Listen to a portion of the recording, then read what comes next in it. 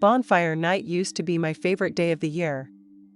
I mean, awesome history aside, what's not to love about a national holiday that's centered around a bloke getting burned alive as punishment for a failed bombing?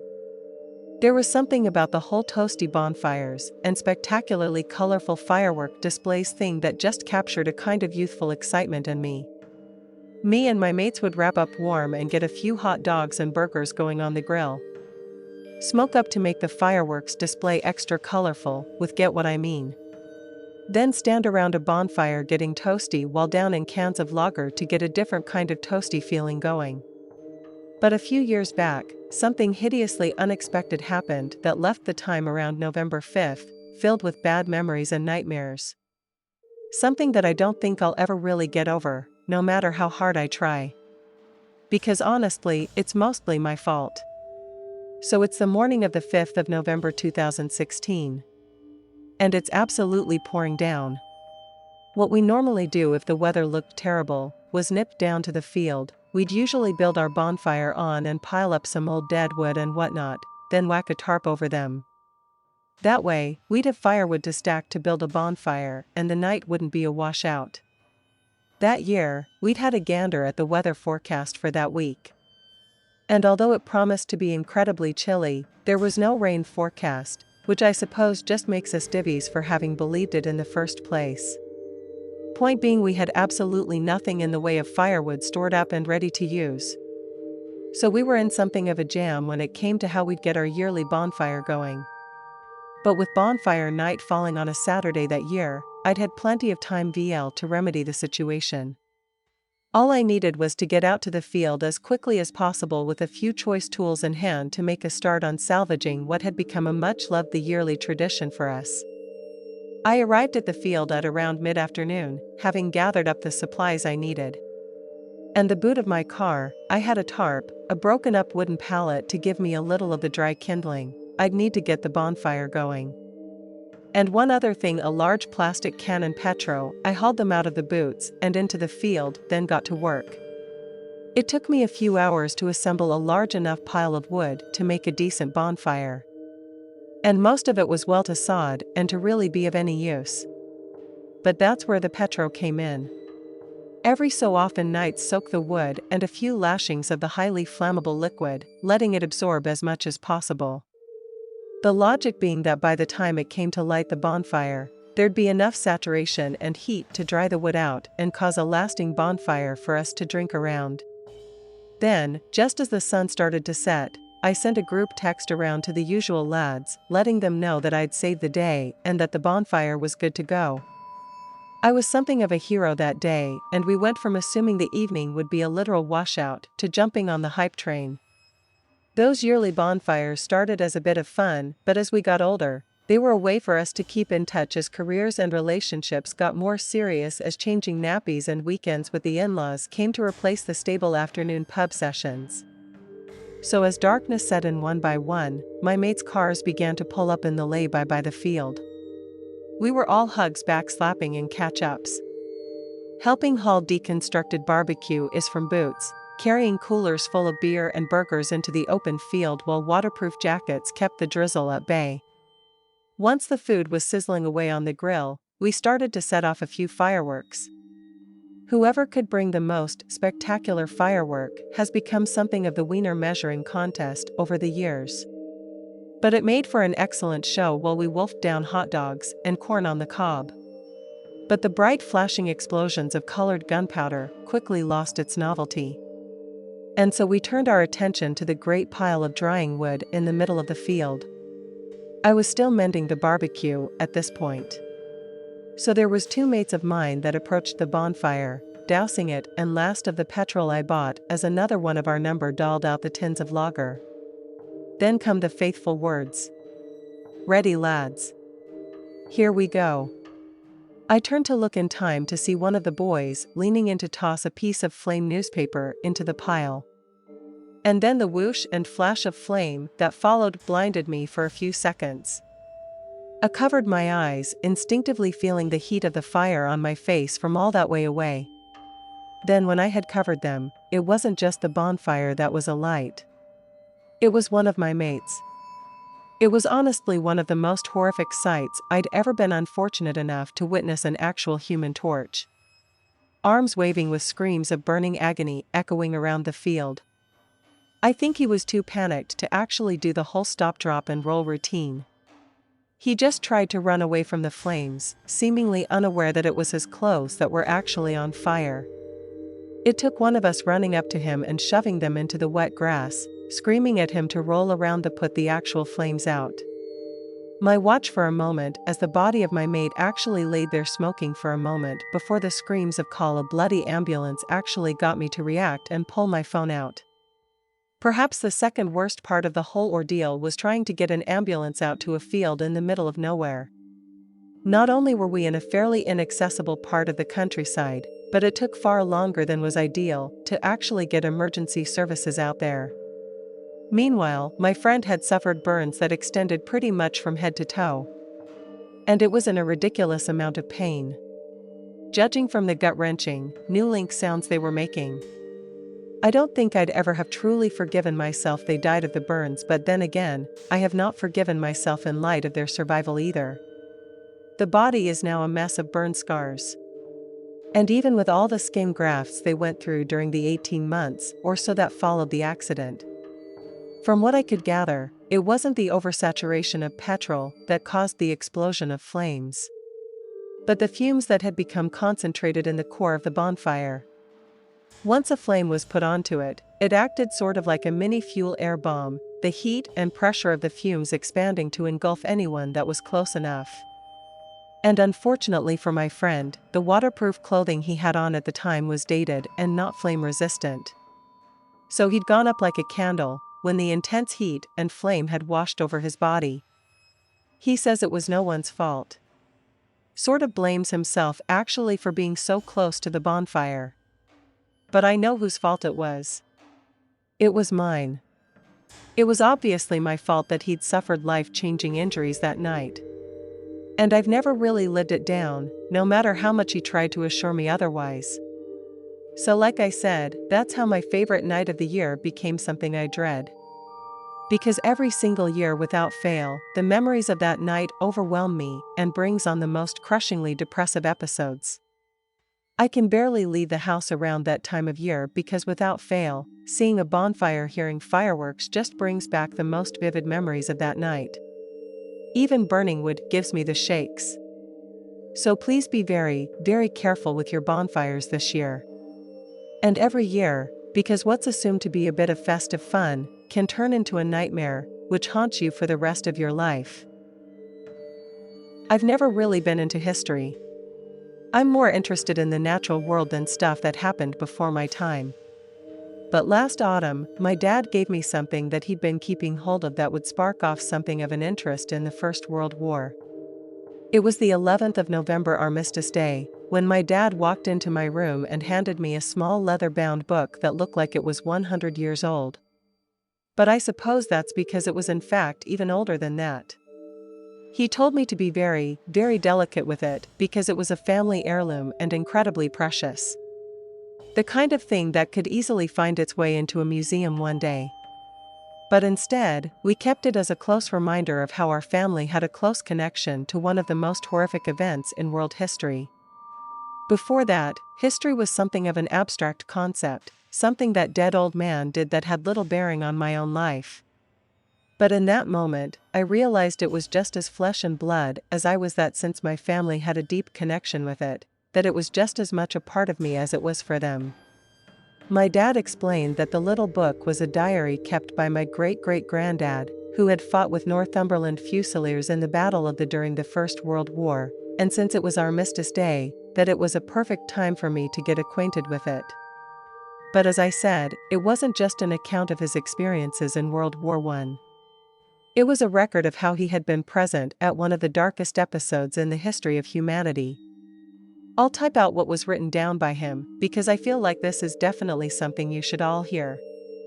It was the 22nd of April, 1915. Just after dawn this morning, the Germans opened up with a very heavy torrent. It was a lot of rifle bullets at first pinging over our heads as he got down in the trenches. But then we heard the machine gun fire kicking off to this clacker clacker clacker, have the bullets whizzing over our heads. We didn't know what they were trying to hit. All that fire seemed like a waste of bullets. And despite all the racket, we actually laughed at how we seemed to have been sent to face a division of blind Germans. But as it turned out, they were all part of their horrible plan to get us as low down in the trenches as they could to be fodder for what came next. Once the fire had petered out, I took a little look over the trench to make sure that there were no German stormtroopers rushing our trenches to toss bombs inside. But just before I did, I heard the strangest noise coming from no man's land. Like a kind of sizzling you might expect to hear from a pan of frying bacon or the like. Then when I finally looked, I saw something that made my blood run cold. It was like a yellowy green wall of mist approaching our position. Thick and heavy, almost clinging to the ground, had rolled across. And it was ginormous. At least 20 feet up in the air. I really do mean it was like a great wall approaching us. There was absolutely no escaping it. We had no earthly idea what it was that was approaching us, but it put the fear of God into us regardless. I suppose, because of fear of the unknown is as natural as human beings as eating or drinking. Water began to roll over us, that's when men started to choke. I started coughing and spluttering. This thick mucousy saliva cascading from my lips. My eyes burned and my nostrils did to any bit of exposed fleshy skin the stuff touched turned to burn horribly. I didn't quite see it at the time. But some men tried to escape the cloud of death by lying down in the trenches, which was definitely not the right thing to do, as it was heavier than air and concentrated near the ground. Those who tried that were suffocated where they lay, snuffed out by something we had absolutely no understanding of. We had no form protection from it. All we could really do was wet out handkerchiefs in the muddy water at the bottom of the trench and put it over a mouse. Same as you do to stop yourself inhaling smoke. We were ordered to hold her position at first. But after a few minutes, even the officers and other parts of the trench more badly hit the NUS started to run from the gas. In the end, we too escaped the trenches and ran back towards the mine and road. There you could see these chaps, just laying there gasping for breath. There had to be thousands of them as far as the eye could see. And they were dying in one of the worst ways imaginable. But worse for us was that we had absolutely no idea how to alleviate their suffering. It was so confusing that one of our sergeants took this big jar of Vaseline and started applying it inside the throats of some of these poor young blokes. It didn't help, of course, but I think the point was to help him feel like he was doing something, anything to help the poor buggers. And my God, the state of them. There was swelling up, swelling and changing colors. They fixated on their own lung fluid, just rows and rows of men turning purple and blue before they died. Some others that had only breathed in a little were desperately trying to drink muddy water from ditches at the side of the road. That didn't do them any good. It just made them sicker. Our eyes were streaming with tears, burning like the devil. But luckily for me, I could still see there was nothing we could do for those that were blinded, but they needed some kind of comfort, something to at least give them an idea that their wounds could be treated. All we had were rolls of bandages from our first aid kit, which we carried in the corner of our tunic. So we unrolled the bandages and wrapped them around the heads of those that were blinded. Before we marched back towards Yplat for treatment. I was put at the head of the column of 10 or 12 blind men, each with a hand on the shoulder of the man in front.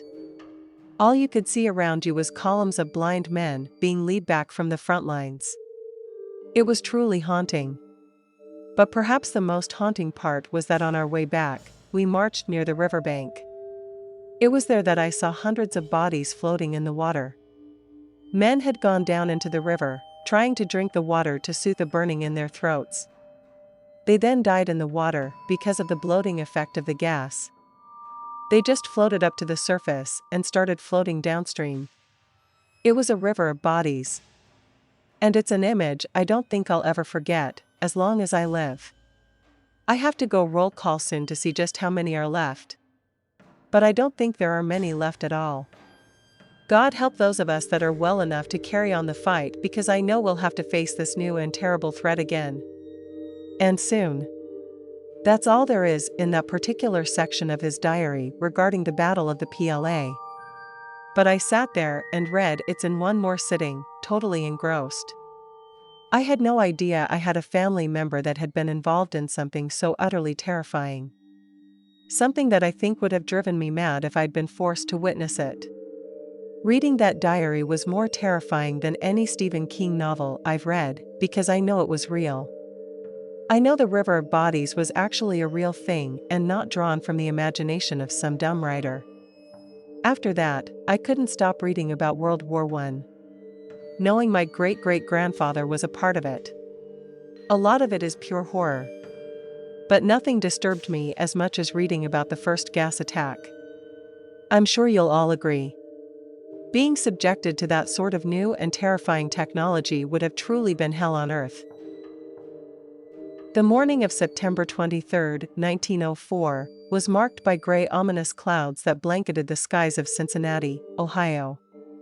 And it was raining at around 10:15 a.m. when the principal of Pleasant Ridge School, Thomas L. Zimmerman, rang the bell for morning recess syndrome and figured a little rain wouldn't do the children any harm as they scattered into groups and began games of baseball and partook in general tomfoolery. But the principal had seriously misjudged how fast and how strong the rain would come. And not just the rain either. A full-on storm was quickly approaching. A few minutes later, the wind picked up while a heavy rain began to fall on the schoolyard. Most of the children ran for the school building to save themselves from being soaked through, but a group of about 30 young girls made a break for the outhouse on the opposite side of the schoolyard. The outhouse was a 10-foot square framed building positioned over a 12-foot deep stone vault on the eastern side of the schoolyard. It was only 11 years old but had to be repaired several times because of shoddy construction. It was designed for maybe only a handful of students at any one time. But on that day, just over 30 young girls are trying to squeeze into the cramped, dank space. Suddenly and without warning, the floor hole inside of the building, rotten from years of moisture, gave way, and the entire floor of the privy crashed to the bottom of the vault, taking all 30 or so of the terrified young women with it. The floor fell almost 8 feet vertically and completely shattered, sending children as young as 7 into a huge pool of sewage water that was around 4 feet deep. There was no crash at all. 12-year-old Elsie Ferguson later said there was no noise whatsoever, the floor just fell. That's all there was to it. Not a child scream that I'd heard. I felt the floor going and jumped quickly, clutching to the side of the door. I was left hanging on it, and with all my strength I pulled myself up and out of that place. A handful of the other girls managed to escape the same way, climbing up onto the toilet seat to make room for the others before making it to a doorway. But not all were so fortunate. Raw panic ensued, and the tragic accident quickly became a battle for their lives. The girls were unwittingly pitted against each other in a struggle for survival as they tried to climb out of the 4-foot-deep pool of human excrement, with the weaker girls crushed down by the stronger peers as they were forced under to drown in the mass of filth. A mass drowning is perhaps one of the darkest, most horrifying things a person can experience, because during a panic like that, survival mechanics in the human brain kick in, and a person will find any kind of leverage at all to stay above water. This means that people will literally drag each other underwater, climbing atop each other's drowning bodies in order to stay afloat and breathing air. This is exactly what happened during the tragedy that day. Girls were actually drowning each other in a desperate bid to stay alive.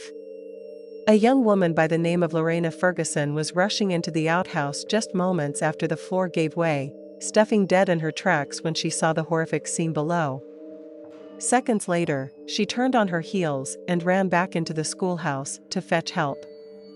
A few minutes later, 2 of the girls ran into the room and exclaimed that a girl had fallen into the vault. Principal Zimmerman later told a local newspaper, "I didn't realize the awful calamity that had overcome us, but heard in the direction of the outbuilding. On the way I met a number of others that were screaming wildly at the top of their voices, and it was some time before one of them could compose herself sufficiently to explain what had happened. Another young woman ran to one of the high school classrooms, which was still in session, and alerted one of the teachers there of the outhouse's collapse. And then she and 4 high school boys bolted toward the outhouse, arriving at roughly the same time as Principal Zimmerman, but nothing could have prepared them for what they were about to discover. The sight of terrified young women scrambling up the walls of the collapsed outhouse, covered in human filth, was almost too much to bear. Others further down were literally swimming in week-old fecal matter or struggling to keep their head above the mass of excrement. The sight alone was bad enough, but the cacophony of screams was almost deafening. All of the girls were screeching at the top of their lungs. The cries intermittent with the sounds of gagging and retching.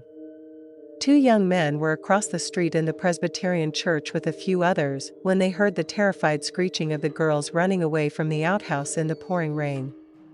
As they exited the church to see what all the commotion was about, they began to hear the faint screams of the girls trapped in the vault beneath the outhouse. They heard the desperate screams of "Mama, Papa, help us."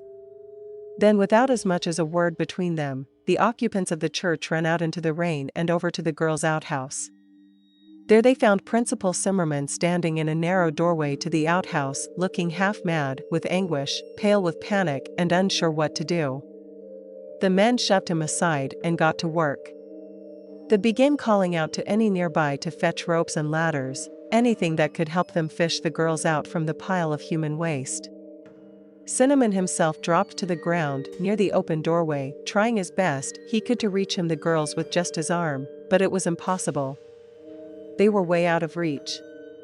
Then some of the men who ran to help grabbed him by the legs and lowered him further down into the recess. This helped him rescue 3 of the girls before any rescue equipment even arrived, and probably saved the man a lifetime of guilt in the process, given that he had panicked so awfully in the initial stages of the rescue attempt, especially given that the step ladders brought over for the school were far too short, and the ropes ran over with nothing but clotheslines which snapped uselessly as the girls attempted climb up them. While I was waiting for a longer ladder, Zimmerman later said, I begged the children to be quiet and brave, and I would rescue them. Some of the older girls followed his commands, attempted to calm the younger ones, but it was no good. Panic had well and truly taken hold. The ladders and clotheslines repeatedly failed, and the rescuers were forced to rethink their strategy. Using quick thinking, one of the men climbed into the steeple of the nearby church and unfurled the rope off the church bell. This was much more effective the tool and helped save the lives of 2 more of the girls.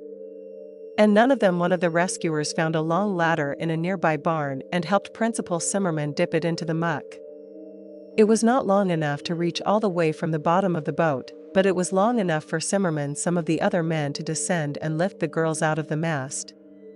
The girls that were pulled out of the mess were almost unrecognizable.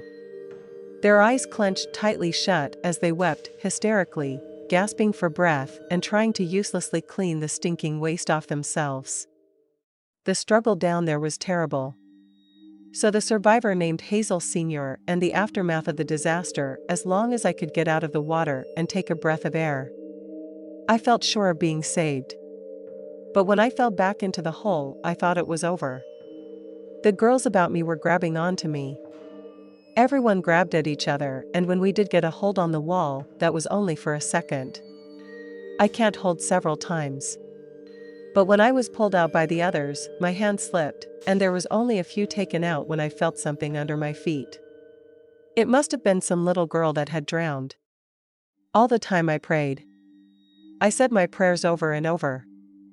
I could not see after a while, and as I was praying to the Lord to save me, I found the rake in my hands.